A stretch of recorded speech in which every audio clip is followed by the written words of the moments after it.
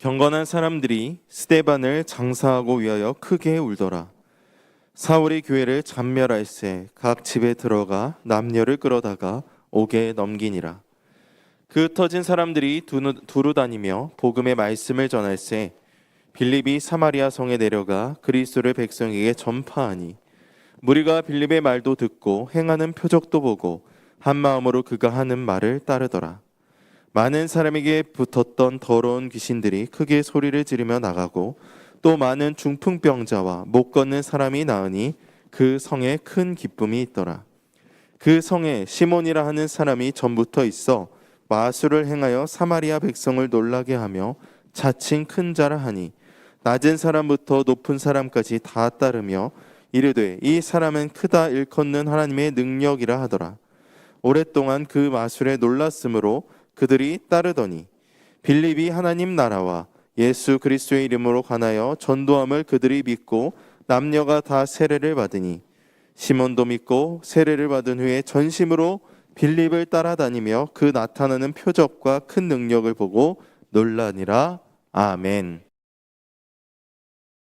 혹시 우리 이 인류가 이렇게 발전하면서 참 그 인류 문화에 혁신적인 변화를 일으킨 그런 발명들이 많은데요.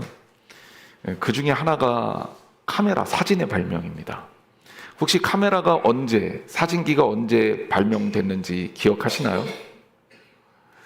잘 모르시겠죠? 알려드릴게요. 1826년에 프랑스 화학자인 조셉 니엡스가 찍은 그 사진이 처음 발표가 됐고요. 이게 그림은 부르고뉴 지방에 있는 그의 다락방에서 바라본 바깥 풍경, 이것을 사진으로 담아낸 겁니다. 그리고 이제 그냥 한 번 했다 그래서 되는 게 아니라 제품으로 나와야 될 게 아니에요. 그래서 이 기술이 상용화가 된 게 프랑스 화가 다게르라는 사람이 있어요. 이 사람이 영화 그 극장의 간판을 그리던 사람이었는데, 영화관은 아니죠. 그때는 없었을 테니까. 극장의 간판을 그리던 사람인데, 이 사람이 10년간 실험을 통해서 1939년 다게레오 타입이라는 사진술을 완성합니다. 그때 카메라가 이렇게 생겼어요. 처음에 제가 이거 보고 이게 뭐야? 그랬습니다. 근데 이게 카메라예요. 그 당시에. 물론 카메라 한번 찍기 위해서 움직이질 않았어야 돼요. 얼마나 불편했겠습니까만 굉장히 놀라운 발명임에는 틀림이 없었습니다. 자, 여기 이쯤에서 다시 하나 물어볼게요. 여러분, 이 사진기가 발명되면서 위기를, 이제 우리 큰일 났다, 이렇게 생각했던 직업군이 어떤 직업군이 있었을까요? 그렇죠. 화가입니다. 예, 이상한 거 아니죠? 요즘 하도 무서워서. 그렇죠. 19세기 초반에 이 화가들이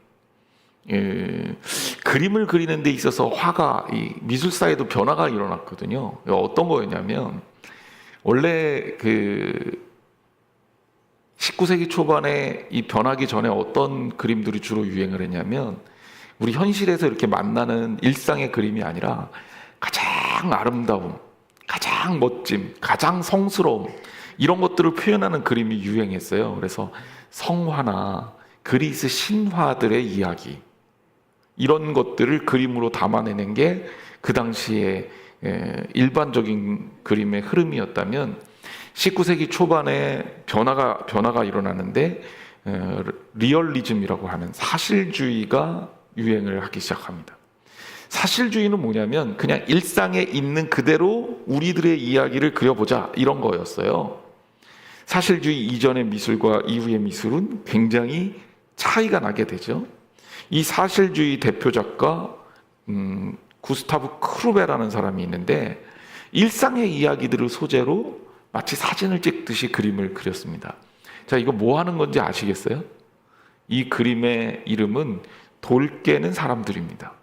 구스타프 크루베의 아주 대표작이죠. 근데 여러분 생각해 보세요. 아니, 돌 깨는 거 뭐가 그렇게 감동적이라고 이거를 그림으로 그려놨을까 라고 생각할지 모르지만, 그 당시의 그림에는 이게 획기적인 거예요. 그리고 우리의 일상적인 생활을 이렇게 그림으로 담아내서 작가들과 감상하는 사람들과 공감하도록 만든 거죠.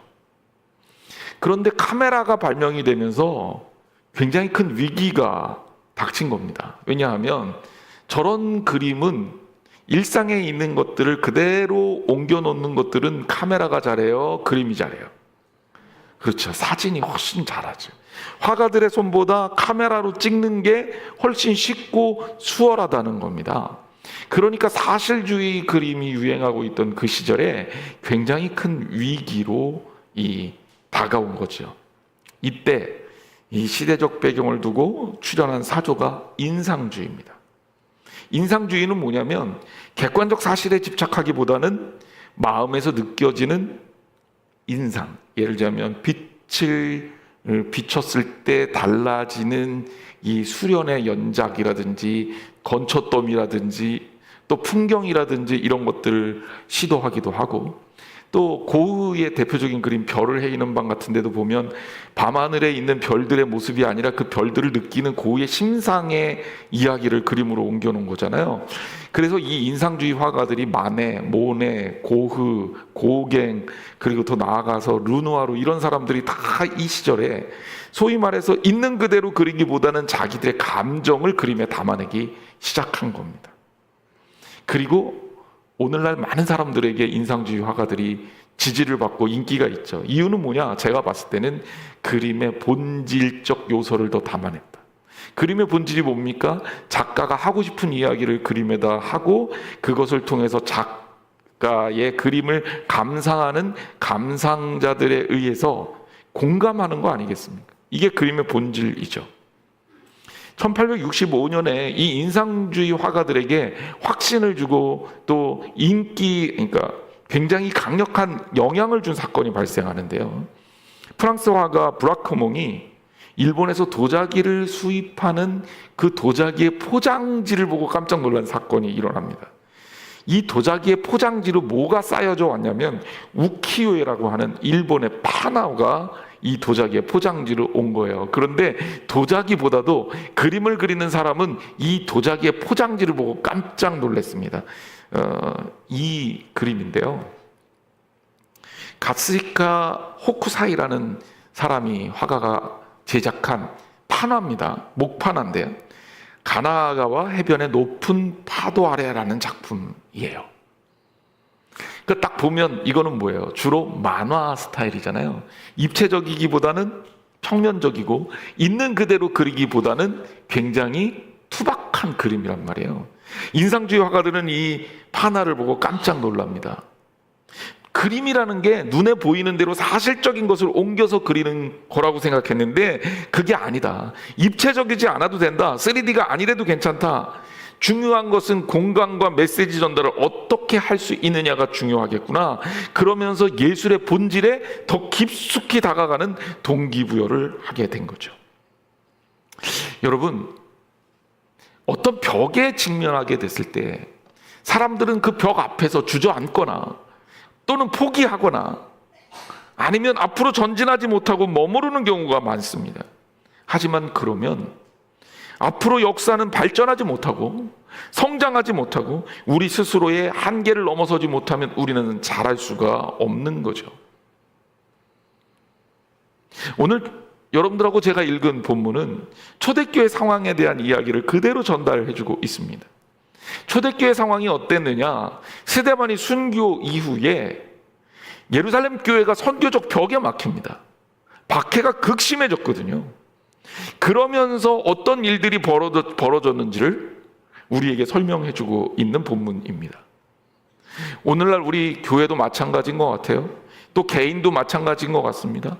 제가 요새 젊은이들한테 가장 많이 듣는 질문 중에 하나가 뭐냐면 앞으로 뭐 해서 먹고 살아야 될지 모르겠어요. 앞으로 어떤 직업이 좋은 직업입니까? 이런 질문을 받게 되는 경우가 있어요. 이런 질문을 받으면 저도 고민이 돼요. 진짜 모르겠어요. 벽에 부딪힌 거죠. 교회는 어떻습니까? 이제는 인공지능에다가 부탁하면 1분이면 설교 한 편이 쫙 나옵니다.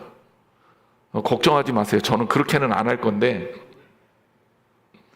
그만큼 우리가 더 이상 어떤 목사의 설교 그리고 여러분, 제가 설교하지만 저보다 더 뛰어난 목사님들이 유튜브나 화면에 계속 설교하는 것들을 여러분들이 접할 수 있기 때문에 여기서 고개를 너무 심하게 끄덕거리지 마세요. 상처받습니다. 사실 어떻게 보면 우리가 교회가 예배 드리는 일이 그렇게 쉽지가 않습니다. 현장 예배 드리는 게 교인들 입장에서 귀찮은 일이 돼버리는 경우가 많아요. 실제로 코로나 이전보다 교회가 지금 인원이 많이 감소가 돼 있는 상태죠. 게다가 우리 전염병을 겪었잖아요. 코로나 전염병 때문에 약 4년 고생하고 있어요. 그런데 생각해 보세요.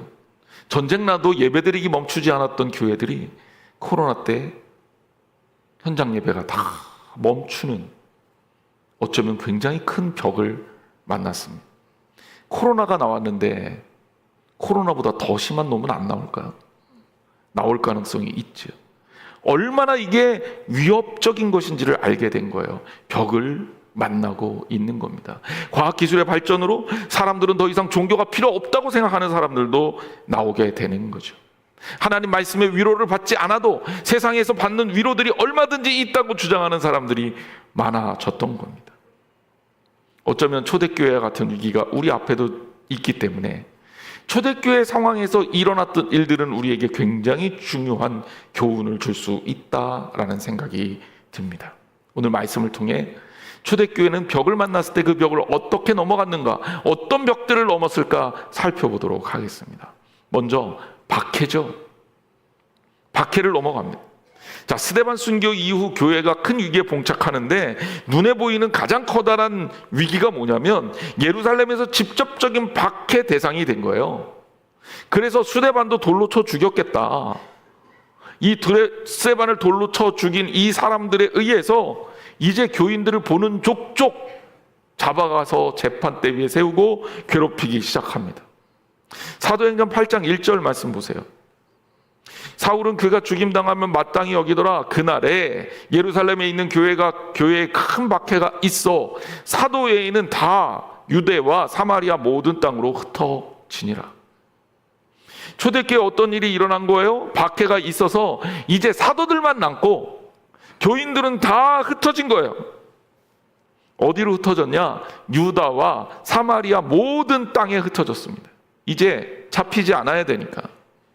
우리는 이 본문을 보면서 그런 생각할 수 있습니다. 아마 그 당시 사람들이 그렇게 하나님 앞에 기도했을 거예요. 하나님, 팍팍 밀어줘도 이게 참 힘든 일인데, 아니 이제 막 교회가 자리 잡고 복음이 증거되기 시작했는데 처음부터 이렇게 어려움을 만나게 하시면 어떻습니까? 어떻게 합니까?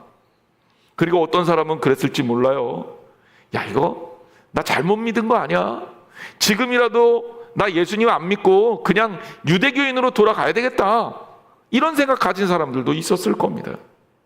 또 어떤 사람들은 심지어 그런 크리스찬들을 공격하지 않았겠습니까? 가끔 보면 사람들 귀가 얇잖아요. 누가 옆에서 이렇게 얘기하면 그런가? 그러고 넘어가잖아요. 어제까지 말씀 듣고 은혜 받고 세례까지 받은 사람들이 그런가? 그러고 넘어가는 사람들도 있었을 겁니다. 뿔뿔이 흩어졌으니 이제 예루살렘 교회는 텅 폈겠지. 사도들만 남은 그 예루살렘 교회, 어떤 마음이고 어떤 느낌이었을까? 그런 상상을 해보게 됩니다. 그런데요, 초대교회는 여기서 끝나지 않아요. 그야말로 상상도 못할 기적이 일어납니다. 어떤 기적이 일어납니까? 사도행전 8장 4절 말씀 보세요. 우리 한 목소리로 읽어보겠습니다. 시작. 그 흩어진 사람들이 두루다니며 복음의 말씀을 전할세.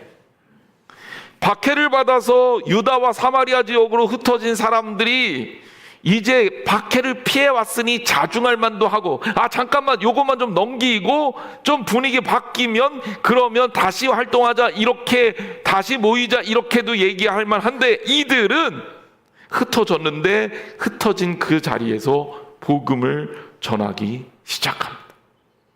이들의 선교가 일시적인 충동이 아니었음을 보여주는 거죠. 사도행전 11장에서는 이들이 어떻게 더욱더 하나님 말씀 안에서 퍼져나갔는지를 설명해 줍니다. 사도행전 11장 19절에서 21절 말씀입니다. 그때의 스데반의 일로 일어난 환란으로 말미암아 흩어진 자들이 베니게와 구브로와 안디오까지 이르러 유대인에게만 말씀을 전하는데 그 중에 구브로와 구레네 몇 사람이 안디옥에 이르러 헬라인에게도 말하여 주 예수를 전파하니 주의 손이 그들과 함께 하심에 수많은 사람들이 믿고 주께 돌아오더라. 자, 제가 빨간 줄로 표시를 해놨죠. 스데반의 일로 일어난 환란으로 말미암아 어떤 일이 일어납니까? 그냥 유다와 사마리아 땅으로만 흩어진 게 아니라 베니게, 구브로, 안디옥까지 이르러 흩어지게 됐고 이들이 거기에서 말씀을 증거하게 됐더라. 지도를 살펴보겠습니다. 제가 어제 열심히 이거 그리느라고 애썼습니다. 물론 제가 그린 건 아니고 지도 위에 저 영역 표시를 해놨다는 거예요. 저 제일 아래쪽에 그 오렌지색으로 표시해 놓은 부분, 저기가 예루살렘입니다. 그 예루살렘 위쪽에 파란색으로 쬐끄맣게 표시되어 있는 부분, 저기가 사마리아입니다. 그리고 네모나게 박스 쳐놨죠? 이게 유대 땅이에요. 그러니까 사도행전 오늘 본문에 있는 그 유대인들의 움직임은 여기까지다. 그런데 11장에 보니까 그 확장된 데서 더 확장이 됐죠. 그래서 위치를 어디로 얘기하냐면 저 왼쪽에 큰 별표 쳐놓은데 저희가 구브로 섬입니다. 지금 키프로스예요. 그리고 오른쪽에 별표 쳐놓은데 저희가 안디옥입니다. 지금 터키 땅이에요. 그리고 그 안디옥 아래쪽에 있는 땅이 베니게, 즉 페니키아 지역입니다. 근데 여기에 성도들이 쫙 다 흩어진 거예요. 쫙 다 흩어져서 이들이 어떻게 했냐? 여기에서 복음을 전하기 시작했다. 아, 여기 안디옥은 터키가 아니라 빨리 고쳐야지. 시리아 지역입니다. 시리아. 예, 터키에도 안디옥이 있어요. 안디옥이 시리아 안디옥과 터키 쪽에 있는 안디옥이 두 군데가 있습니다. 근데 어쨌든 이 지역에 가서 복음을 전하기 시작한 겁니다. 놀라운 일이 벌어져요. 놀라운 일이 벌어집니다. 이들이 처음에는 유대인에게만 복음을 전했었어요. 유대인에게만. 왜? 유대인은 좀 전하기 쉽잖아요. 말도 통하고 문화도 통하고 그러니까. 그런데 성경에 의하면 여기에 있었던 몇 사람, 구브로와 구레네 몇 사람이 안디옥에 이르렀는데 안디옥에서 헬라인에게도 복음을 전하기 시작한 거예요. 헬라인에게도 복음을 전하기 시작하면서 이방인 선교의 첫 번째 기적 같은 역사가 박해를 통해서 일어나게 된 겁니다. 여러분 신기하지 않습니까? 박해가 일어나면 교회가 원래 쪼그라들어야 되는데 박해를 통해 어떤 역사가 일어나냐면 예루살렘에만 머물러 있던 복음이 사마리아와 유대를 넘어서서 구브로와 안디옥과 페니키아 지방까지 쫙 다 퍼진 거예요. 박해 때문에. 그리고 이 박해를 통해서 이방인에게도 복음이 전해졌다라는 겁니다. 그리고 성경이 뭐라 그래요? 주의 손이 그들과 함께 하셔서 수많은 사람들이 믿고 돌아왔다. 주의 손이 그들과 함께 하셔서 수많은 사람들이 믿고 돌아왔다고 말합니다. 하나님의 기적 같은 역사가 일어나는 거예요. 여러분, 박해는요 우리에게 일종의 벽이었습니다. 초대교회 교인들에게 어떻게 엄두를 낼 수도 없는 암울한 상황으로 만들었습니다. 하지만 그것을 넘어서서 하나님의 역사가 일어나는 기적을 일으키는 거예요. 이게 믿음이에요. 이게 진짜 믿음입니다. 어려움이 오면 굴복하거나 꺾이는 게 아니라 이것을 통해 성장하고 자라는 거예요. 그리고 그것을 통해 하나님을 믿는 자들의 증거로 나타나야 하는 겁니다. 오늘날 교회가 많은 어려움을 겪고 있습니다. 여러분, 하지만 어렵다고 쭈그러져 있을 겁니까? 어렵다고 포기하고 있을 겁니까? 어렵다고 아무것도 못하고 있을 겁니까? 우리는 절대로 그래서는 안 돼요. 왜? 이것은 하나님이 주신 더 놀라운 동기부여, 하나님이 주신 기회입니다. 이것을 통해서 하나님 말씀 그대로 시련을 만나고도 온전히 기쁘게 여기라. 이것을 통해서 성장할 수 있는 계기가 된다는 사실을 기억하시기를 주님의 이름으로 축원합니다. 두 번째, 가짜 신념을 넘어서게 됩니다. 자, 유대인에게는 일종의 벽이 있었는데요. 그 벽이 무엇인지를 좀 살펴볼게요. 오늘 본문을 보면 스데반에 이어 빌립이라는 집사를 소개하고 있습니다. 사실 성경에 본격적으로 소개하고 있는 이 집사는 스데반과 빌립 이 둘이 거의 다입니다. 빌립은요, 초대교회 선교에 있어서 아주 중요한 역할을 하게 되는데, 빌립이 중요한 역할을 하게 되는 이유는 빌립이 다른 사람들하고 조금 다른 선교 루트를 밟아요. 이것도 참 재미있는 부분입니다. 원래 제가 생각할 때 그런 사람들 꼭 있거든요. 남들 안 하는 짓만 골라서 하는 사람들. 빌립이 그런 성향을 갖지 않았을까라는 상상도 해봅니다. 자, 8장 5절이에요. 빌립이 사마리아 성에 내려가 그리스도를 백성에게 전파하니 그랬어요. 빌립이 어디에서 선교합니까? 사마리아요. 본문은 사마리아라는 곳을 분명하게 말해주고 있는데, 사마리아가 어디냐? 아까 지도에서 봤듯이 예루살렘하고 굉장히 가까워요. 그도 그럴 것이, 예루살렘은 유다 지파의 중심지고 사마리아는 유다 지파만큼 큰 에브라임 지파의 중심지였어요. 유다 지파와 에브라임 지파는 라이벌이에요. 그리고 사마리아는 북왕국 이스라엘의 수도입니다. 그리고 예루살렘은 남왕국 유다의 수도입니다. 굳이 우리나라로 비유하자면 서울과 평양과의 관계 비슷하다고 볼 수 있는 거예요. 근데 나라가 둘로 쪼개지면서 이 사마리아를 중심으로 해서 예루살렘과 차별화하는 시도가 계속 일어납니다. 그것은 첫째 뭐였냐면 종교적 차별화였어요. 종교적 차별화란 뭐냐면 예루살렘 성전으로 가서 예배드리지 않아도 된다. 베델과 단 성소를 만들어 놓고 거기서 예배 드려라. 이방 문화의 중심지가 됐고, 나중에는 어떤 일이 벌어지게 되냐면 아수르에 의해서 북왕국 이스라엘이 멸망했을 때 사마리아를 집중적으로 아수르가 민족 말살 정책을 쓰는데, 그 민족 말살 정책의 일환이 뭐였냐면 사마리아 사람들을 혼혈시키는 거예요. 즉 유대인이죠. 그들도 이스라엘 사람이죠. 유대인이라는 말은 맞지 않겠지만 이스라엘 사람이죠. 이 이스라엘 사람들을 아수르 사람들 및 다른 사람들을 강제로 이주시켜서 결혼을 시켜서 피를 막 섞어버리는 정책을 씁니다. 유대인들 입장에서 사마리아인들은 혼혈이에요. 그러니까 탐탁치가 않은 거예요. 이것만 해도 불편하고 속상한 일인데, 예루살렘 성에 귀한 페르시아 제국이 들어서면서 고레스 칙령에 의해서 예루살렘에 이스라엘 유대인들이 귀환하고 성벽을 짓고 성전을 지을 때 사마리아인들이 방해합니다. 게다가 방해했을 뿐만 아니라, 야, 니네들 예루살렘에만 성전 지어? 우리도 성전 지을래. 그리고 사마리아 성에다 사마리아 성전도 지었어요. 그러니까 라이벌이자 원수 관계 같은 거예요. 혈통으로는 너무 가까운데 실제적으로는 가장 꼴보기 싫은 사람이 사마리아 사람. 종교적으로 갈등이 있지요. 인종적으로 갈등이 있죠. 문화적으로 갈등이 있죠. 그러니까 최악의 관계가 유대인과 사마리아인의 관계인 거예요. 심지어 누가복음 9장에 이런 본문이 나옵니다. 예수님이 갈릴리에서 예루살렘으로 올라가시다가 사마리아의 마을에 들어가십니다. 누가복음 9장 52절에서 54절 말씀인데요. 여기 보니까 사마리아인의 마을에 들어갔는데 예수님께서 예루살렘을 향하여 가는 것을 보고 그들이 받아들이지 않았다. 받아들이지 않았다는 얘기는 뭐냐면 못 지나가게 막은 겁니다. 그래서 제자들하고 예수님이 다시 쫓겨나. 그러니까 야고보와 요한이 열받아갖고 예수님께 얘기하길, 주여, 우리가 불을 명해서 하늘로부터 저들을 멸하라 하기를 원하나이다. 그러니까 야고보와 요한은 성격이 보통 사람들이 아닌 거죠. 오늘날 기준으로 따지면 운전하고 가다가 누가 강제로 차 못 가게 막으면 내려서 싸우고요, 난리칠 사람들인 거예요. 여러분 생각해 보십시오. 갈릴리에서 예루살렘으로 건너가는데 사마리아를 지나서 가면 금방 가요. 직선도로니까.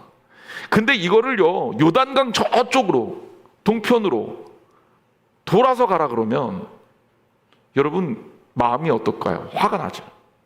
그냥 여러분 기준으로 그냥 예를 들어볼게요. 여러분들이 전라도 가야 되는데, 전라도 광주를 가야 되는데 충청도 통해서 가면 금방 가잖아요. 그죠? 근데 충청도 지역에 있는 사람들이 못 가게 막은 거예요. 충청도 분들 오해하지 마세요. 그냥 예예요. 그래서 어쩔 수 없이 강원도를 거쳐서 경상도 거쳐서 전라도 가야 되면 여러분 어떨까요? 열받죠? 예. 착한 척 하지 마시고요. 그냥 평소 하시던 대로. 화가 날 거예요. 지금 예수님하고 제자들 상황이 이런 거예요. 근데 그거 보고 야고보와 요한이 열받아서 이렇게 예수님께 청원을 하는 거죠. 저것들 싹 다 불로 태워서 죽여버리십시오, 예수님. 그러니까 어떤 사람들은 요한하면 사랑에 넘치는, 요한복음도 그렇고 요한 1, 2서도 그렇고 사랑 얘기 얼마나 많이 나옵니까? 그런데 알고 보면 본성은 사랑하고는 조금 거리가 있는 본성이었다라는 것도 알 수 있고요. 그런 사람이 요한복음과 요한 1, 2, 3서의 사랑을 강조하는 거 보면 얼마나 그가 예수 그리스도로 인해서 많이 변화가 됐는지도 알 수가 있는 부분입니다. 자, 제가 설명을 드렸잖아요. 사마리아인하고 예수님하고 관계가 어땠는지. 심지어 예수님은 사마리아인의 비유를 통해서 유대인과 사마리아인의 관계를 역설적으로 설명하고 있잖아요.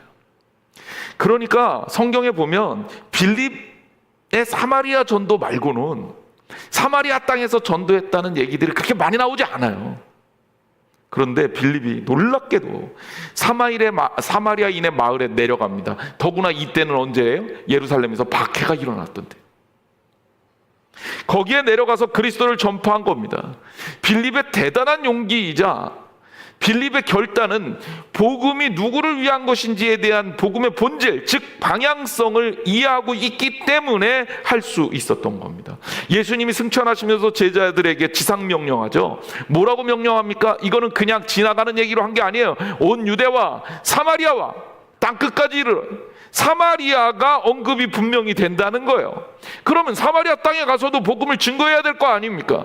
근데 그것을 사람들이 하기 싫어한 거죠. 그때 빌립이라는 사람이 그 일을 감당했던 겁니다. 우리도 그런 거 있잖아요. 죽었으면 죽었지 난 그거 절대 못해. 그런 거 있잖아요. 내 눈에 흙이 들어가면 몰라도 나는 그거 허락해 줄 수 없어. 나는 그거 못해. 그럴 때는 흙 뿌리시면 됩니다. 그렇다고 눈에다 흙 뿌리고 막 그러지 마시고. 확고한 신념. 사실 이게 왜 가짜 신념이냐면 하나님의 뜻하고 상관이 없는 거기 때문에 그래요. 복음의 본질하고 상관이 없는 거. 정말 우리를 살리는 게 아니라 오히려 이것 때문에 죽는 거. 이게 가짜 신념인 거죠. 개인적으로 그런 거 많잖아요. 자존심. 또 내가 가지고 있는 편견. 이건 안 돼! 라고 생각하는 것들. 지역 감정들. 그 지역에 있는 사람 싫어. 이런 사람들이 있다고요? 이게 가짜 신념인 거예요. 심지어 조금 확장하면 이거는 이데올로기입니다. 여러분, 공산주의가 밥 먹여줍니까? 아니, 공산주의가 복음보다 더 중요해요? 아니, 자본주의는요? 주의자 들어가는 게 과연 복음보다 더 중요합니까? 근데 어떤 사람들은 그게 더 중요해요. 가짜 신념인 거죠. 우리를 살리거나 우리를 진짜 본질로 회복시켜주지 못하는 가짜, 잘못된, 우리를 속이는 이데올로기들을 말하는 겁니다. 유대인들이 가지고 있던 사마리아인에 대한 미움, 이런 게 가짜 신념인 거예요. 빌립은 그의 첫 번째 선교를 이 가짜 신념을 무너뜨리며 사마리아인에서 합니다. 때로는 핍박당할 수도 있고 어쩌면 본인도 흔쾌하지 않았을 거예요. 어쩌면 요나가 니느에 가서 복음 증거하랬더니 못하잖아요. 거부하잖아요. 가짜 신념 때문에 그런 거거든요. 주님이 우리에게 주셨던 그 진실한 신앙과 사랑은 이 가짜 신념을 벗어 던지도록 우리에게 말씀해 주시고 있는데 아무도 못하는 일들을 빌립이 나서서 하게 되는 거죠. 가짜 신념을 벗어 던지고 하나님 나라를 위해 하나님 뜻을 향해 나아갑니다. 아무리 어렵고 힘들어도 주님이 원하시는 길이라면 가는 거죠. 사랑하는 성도 여러분, 나는 이거 안 돼. 나는 절대 못해. 여러분, 하나님 앞에서 절대 없습니다. 절대라는 단어 치우세요. 내가 주님 앞에 온전하게 서는데 나를 막고 있었던 그 어떤 잘못된 신념들, 사상들, 그런 이데올로기들, 내 개인적인 감정들 다 집어치우고 오직 복음만 세워나가는 저 여러분 되시기를 주님의 이름으로 축원합니다. 세 번째는 거짓 종교를 넘어섭니다. 본문에 보면 아주 재미난 사건이 나옵니다. 한 사람의 사기꾼이 소개가 되는데 사도행전 8장 9절에서 10절입니다. 그 성에 시몬이라는 사람이 전부터 있어 마술을 행하여 사마리아 백성을 놀라게 하며 자칭 큰 자라 하니 낮은 사람부터 높은 사람까지 다 따르며 이르되 이 사람은 크다 일컫는 하나님의 능력이라 하더라 그랬습니다. 이 사람 이름이 시몬입니다. 시몬 예수님 제자 시몬 아니에요. 시몬 되게 흔한 이름입니다. 마술사 시몬이에요. 오늘날 마술하고는 여기 쓰여 있는 단어는 똑같지만 의미는 완전히 조금 다른 그런 내용입니다. 오늘날 마술 쇼를 하잖아요. 사람들이 되게 좋아하고 특히 아이들이 좋아하죠. 마술사들이 제일 마술 쇼 하기 힘든 나라가 한국이래요. 우리나라 사람들은 마술쇼 딱 들어가면 앉아서, 제가 외국 사람들하고 같이 본 적도 있는데 그 사람들 너무 좋아요. 막 즐기고 신기하고 박수치고. 근데 우리나라 사람들은 앉자마자 뭐부터 하냐면 이제 나를 속여봐라, 내가 다 밝혀주겠다, 이렇게 째려보거든요. 그러면서 얘한테 애를 데려가면 설명합니다. 야 저거 가짜야 저거. 지금 저거 봤지만 마술사들이 되게 싫어한답니다. 혹시 여러분 마술쇼 보러 가면 그냥 편한 마음으로 즐겁게 보고 오세요. 그런데요, 여기 마술사 이 시몬은 그런 마술이 아니에요.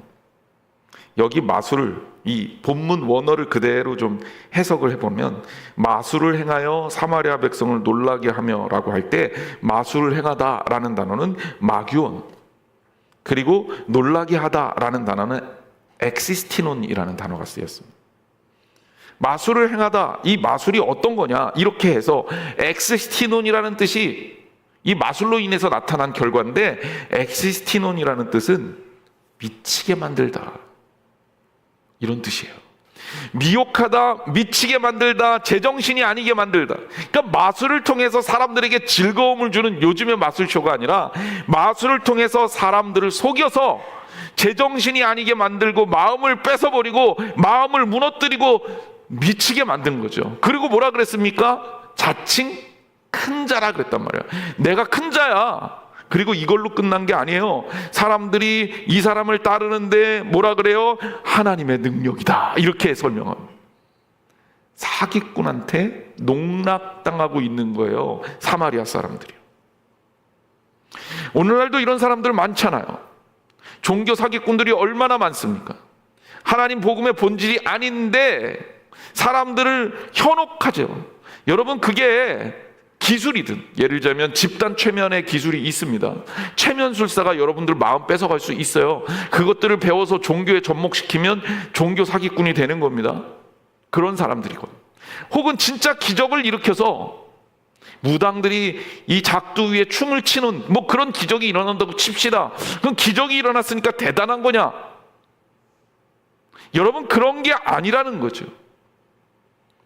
이 사람들의 목적은 뭐예요? 그것을 통해서 뭘 해요? 사람들을 미치게 만든다는 거예요. 신천지를 따르는 사람들이 숫자가 늘어납니다. 숫자가 늘어나고 사람들이 많아지니까 신천지가 진리입니까? 이만희가 메시아입니까?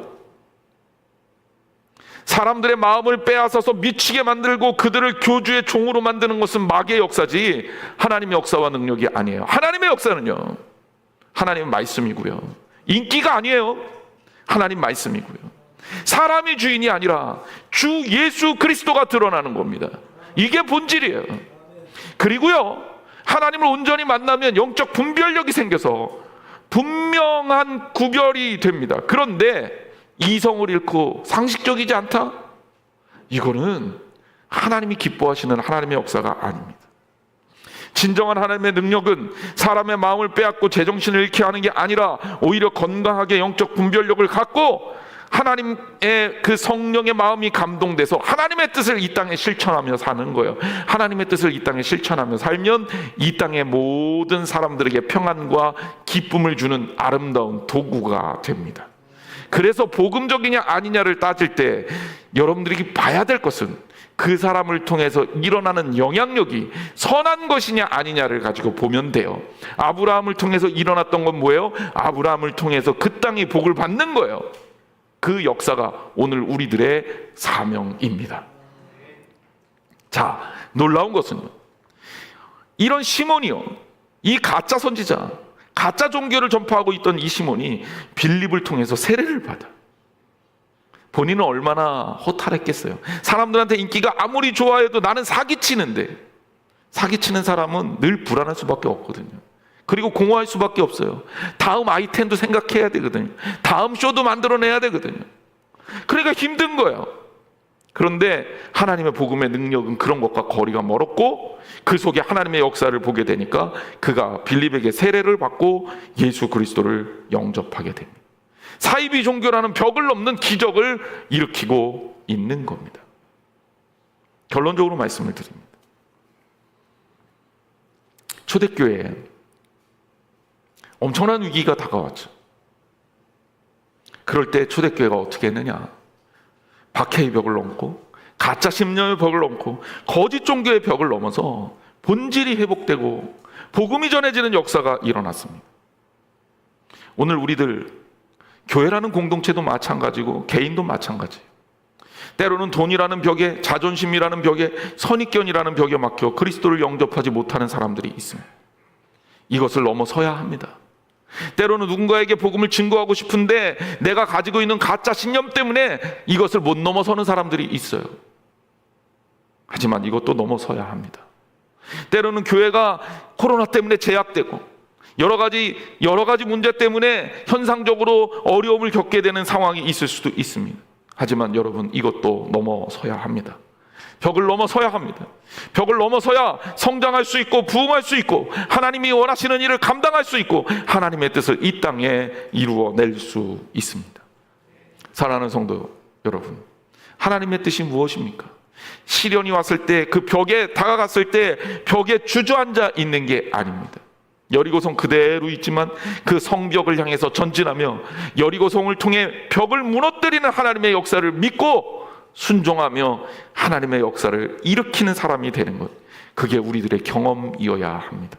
저는 우리 한양제일교회 성도들의 삶이 그러하기를 원합니다.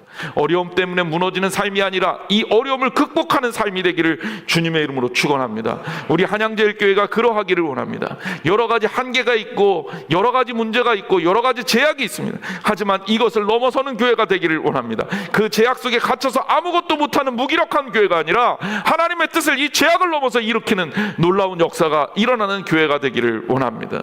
거짓이 판치는 이 땅에 하나님의 역사를 통해 진리를 보여줘야 되는 교회가 될 줄 믿습니다. 하나님은 살아계십니다. 우리를 통해 하나님은 일하기를 원하셔요.